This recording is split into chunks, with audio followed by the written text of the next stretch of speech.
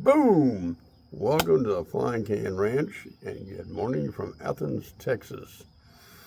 So, how would you like to have something that, I don't know, let me see something here. How'd you like to have something that puts out like 1,400 rounds per a minute? That'd be pretty cool, wouldn't it? Well, let's get on with it. What we have today, I gotta hold the thing just right, is the Crosman AK-1. I'm hoping you can see that. I got some lighting out here or something. And as you can see, this thing has an abundance of rails. We're gonna come down this side, and we're gonna come around this way, and then we're gonna flip it around this way. And we'll show you this side. Come down it and come down it. So, just in a generalization of specs, this is the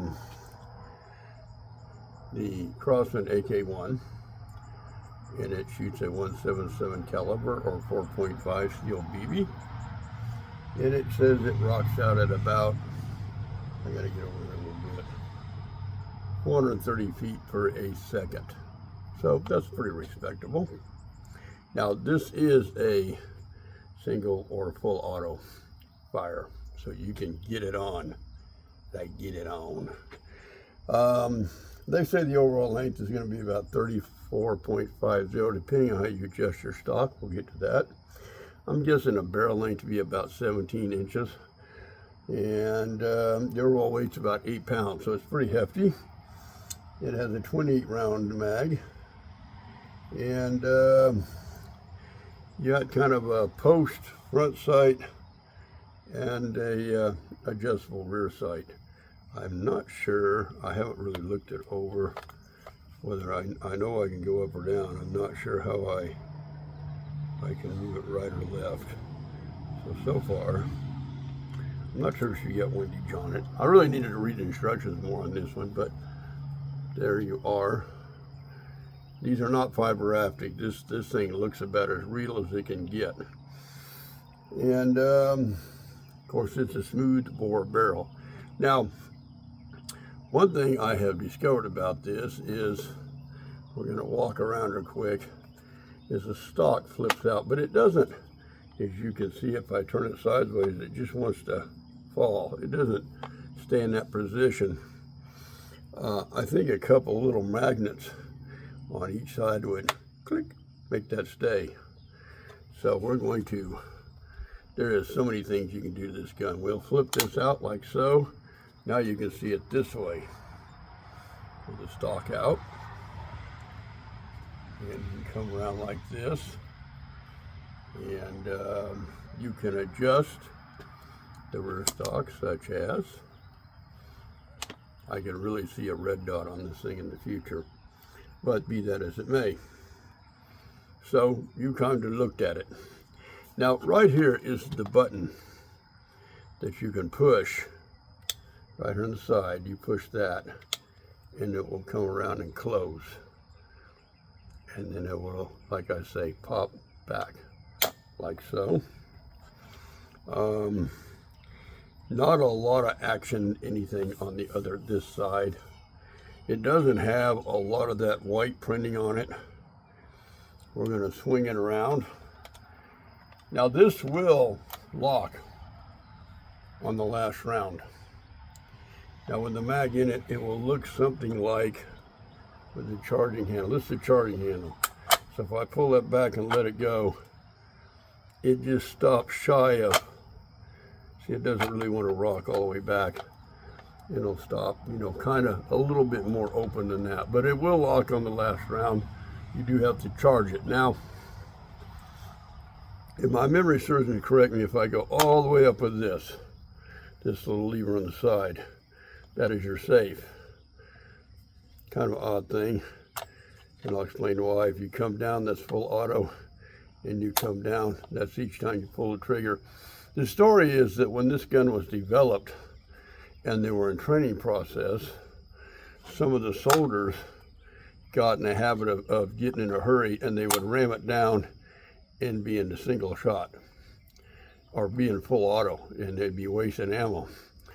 So they redesigned the whole gun so that when you were in safe and you came down one click, then you were in the full auto mode, but they would get panicky.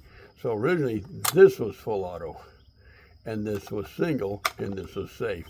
But they changed that, so when soldiers were stressing out, they would flip it down, and then they'd be that, and then they could come up one and be in full auto mode once they got more trained.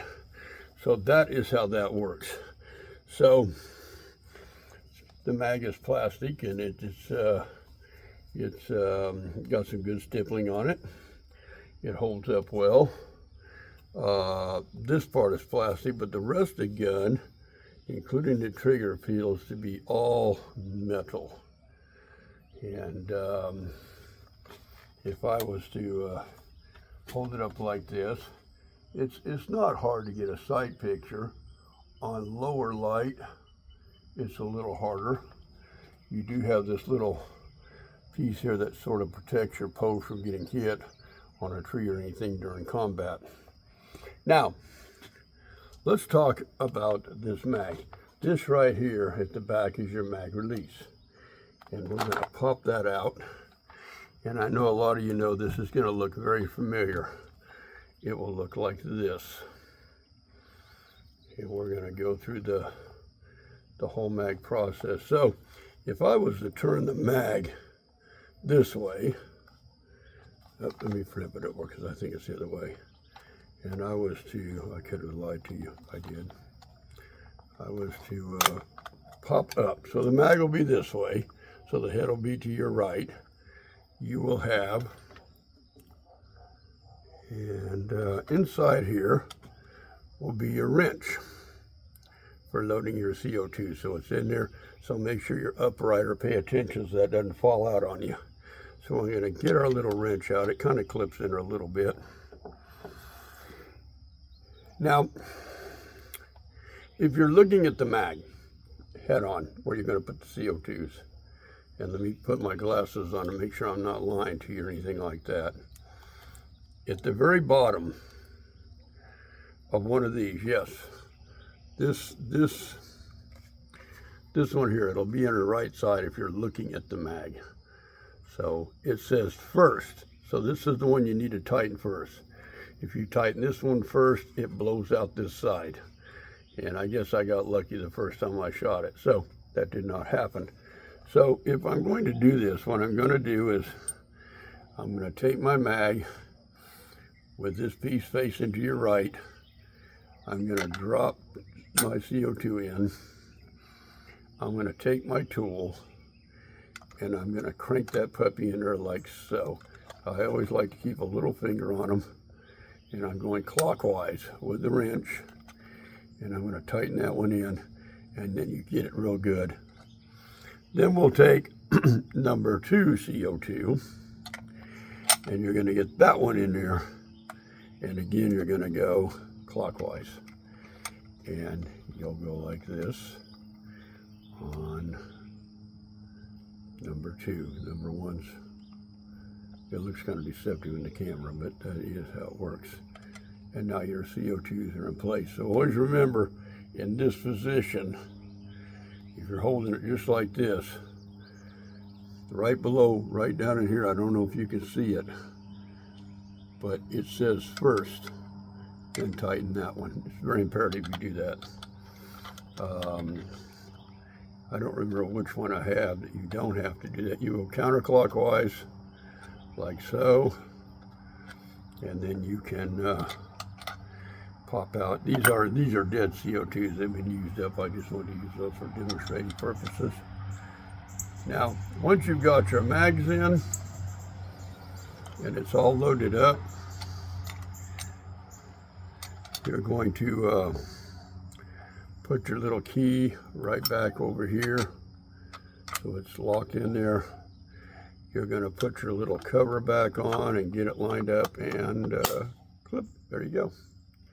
Get back together. Now, I've already loaded this mag, but dang it if I didn't. And I was going to show you. This is where you load it.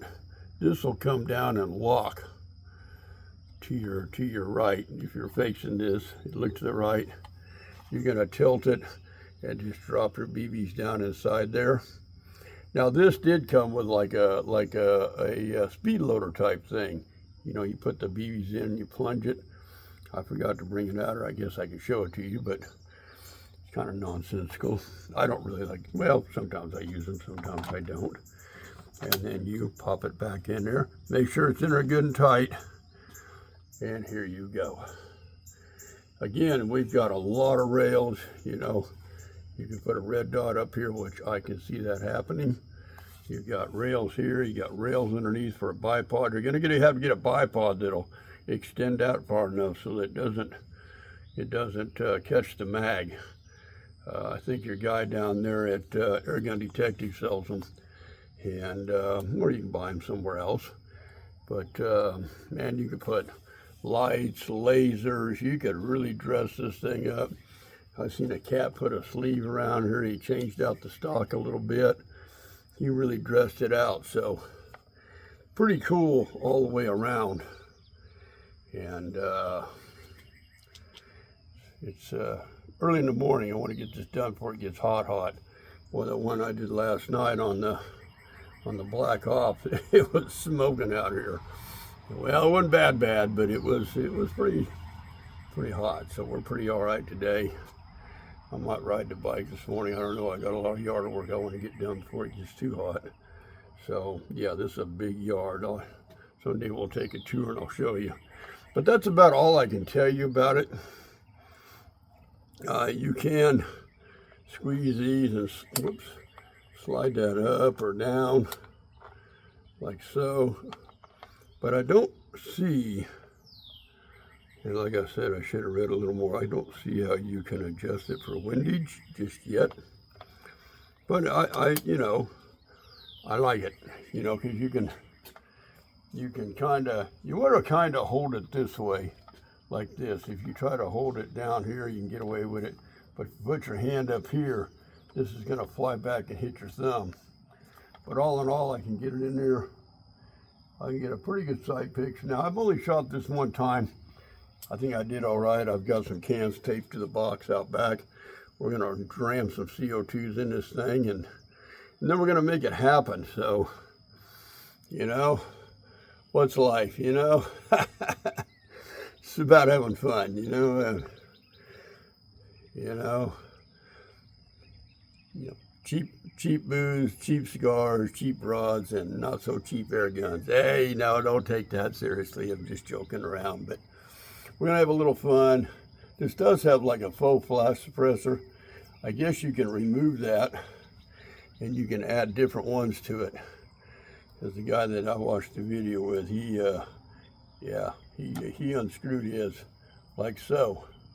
So you could probably drop a one of those 3D printed or something air stripper on it and quiet it down. This thing's a little loud, as I discovered the other day, but where I'm at, I don't care. Where I was before, maybe I'd worry about it a little bit, but hey, I'm out in the boondocks, so as you heard on the Black Ops, you'll hear another one. Someone's out here popping some shotguns or something, but having a lot of fun too. So with that being said, we're going to put together a shooting review.